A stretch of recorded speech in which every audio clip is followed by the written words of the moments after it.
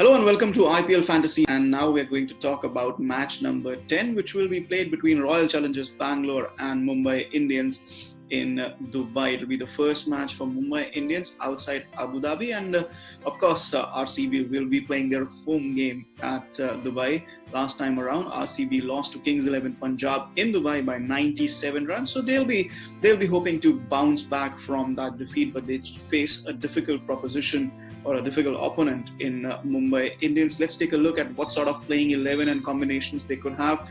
I don't foresee them making changes at this stage because, that's been the problem with RCB. They make a lot of changes whenever they go down and lose a game. So right now, it's just the third match of the season. I don't foresee any need for making any changes. Let the same 11 play. Try and rectify your mistakes from the game against Kings XI Punjab and see if something better can happen. And you know what, I think this is their best or strongest playing 11. The one change maybe they want to make, if they really want to make changes, take off Jos Felipe and perhaps bring in Moeen Ali with AB de Villiers keeping wickets. Again, I don't see the need for any changes to RCB, but then again, it's their prerogative if they feel they can achieve a better balance to the side. Talking about Mumbai Indians, well, they beat Kolkata Knight Riders by 49 runs in Abu Dhabi in their second match of the season. So they got points on the board finally, and they will be looking to build on that win.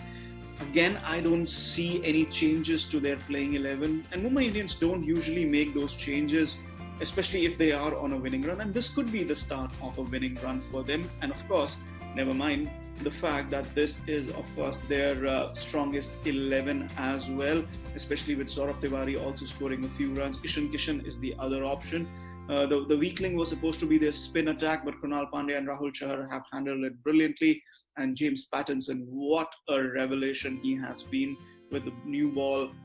And again, his partnership with Trent Boult, allowing them to hold back Jasprit Bumrah for, later stages of the power play, or once the power play finishes. So that has been the key element for Mumbai Indians, and they will be very happy to build on their victory against Kolkata Knight Riders.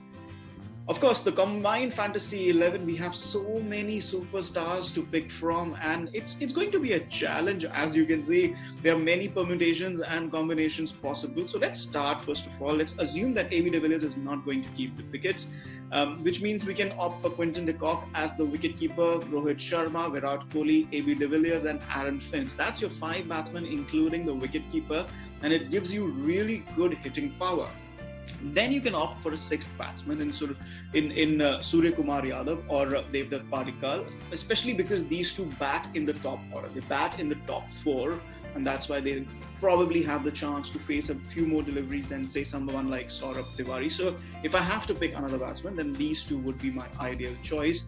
I would go in with Suryakumar Yadav just to balance things out, because you have Virat Kohli and AB de Villiers and Aaron Finch, so you want 3 versus 3 there.